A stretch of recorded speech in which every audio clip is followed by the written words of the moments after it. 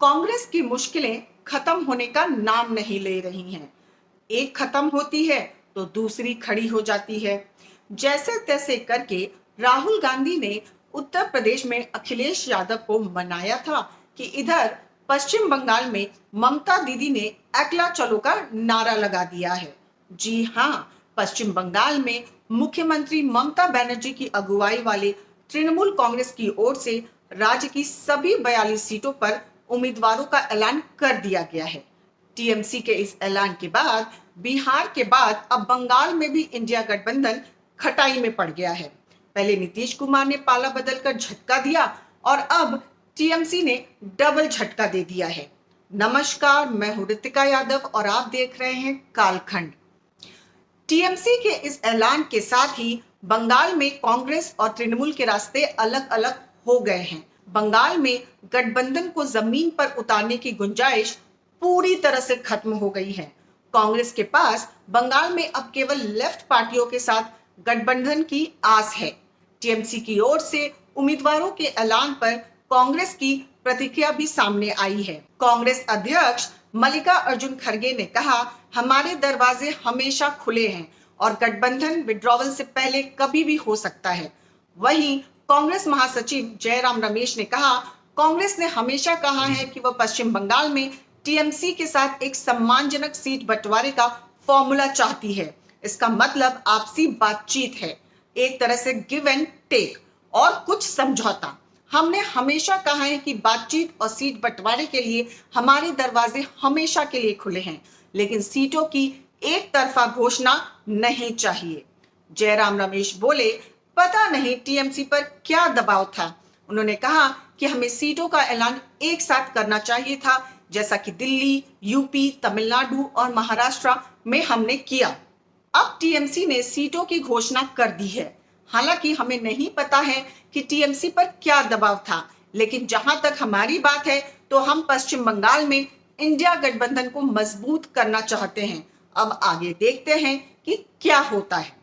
दरअसल टीएमसी भी विपक्षी दलों के इंडिया गठबंधन का हिस्सा थी, लेकिन अब उसने उम्मीदवारों का ऐलान कर साफ कर दिया है कि बंगाल में उसके रास्ते अलग हैं और कांग्रेस के रास्ते अलग हैं।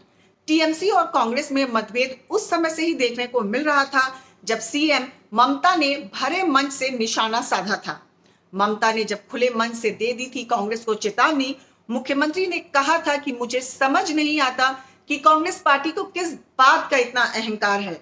मुझे नहीं लगता है कि कांग्रेस चुनाव में 300 से ज्यादा सीटों पर लड़कर 40 सीट भी हासिल कर पाएगी या नहीं। उन्होंने आगे कहा, कांग्रेस में अगर हिम्मत है तो वो बनारस में जाकर बीजेपी को हरा कर दिखाए। इधर पश्चिम बंगाल से कांग्रेस सांसद अधीर रंजन चौधरी ने टीएमसी उम्मीदवारों की सूची को बीजेपी को फायदा पहुंचाने वाला करार दिया है। उन्होंने कहा कि ममता बनर्जी इंडिया गठबंधन में रहने से डरती हैं, क्योंकि इससे उनको पीएम मोदी के खिलाफ बोलना पड़ेगा। जयराम रमेश ने भी टीएमसी की सूची पर टिप्पणी की और कहा कि सीटों की एक तरफा घोषणा नहीं की जानी चाहिए थी। अधीर रंजन चौधरी ने कहा, ममता बनर्जी को डर है कि अगर वह इंडिया गठबंधन में बनी रहेंगी तो उन्हें पीएम मोदी के खिलाफ बोलना होगा और वह बार बार ईडी और सीबीआई भेजेंगे।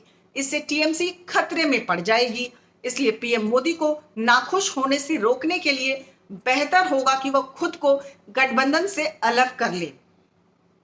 इधर यूसुफ पठान टीएमसी में शामिल हो गए हैं और इस तरह आगामी लोकसभा चुनाव लड़ने के लिए उन्हें बहरामपुर निर्वाचन क्षेत्र से उम्मीदवार बनाया गया है। बहरामपुर वही सीट है जहां से कांग्रेस नेता अधीर रंजन चौधरी चुनाव लड़ते रहे हैं। इस सीट से उन्होंने 2019 में चुनाव जीता था। हालांकि कांग्रेस ने अभी तक बंगाल के लिए अपने उम्मीदवारों की घोषणा नहीं की है।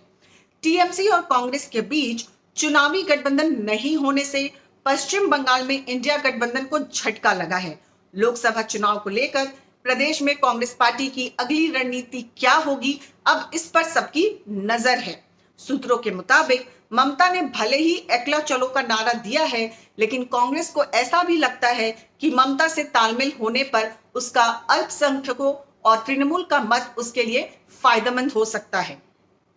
आपको ये वीडियो कैसा लगा, इसे कमेंट बॉक्स में जरूर बताएं और हमारे चैनल कालखंड को सब्सक्राइब करना ना भूलें, क्योंकि हम उठाते हैं आपके हक की आवाज बिना डरे, बिना झुके, पुख्ता सबूतों के साथ। तो देखते रहिए कालखंड न्यूज।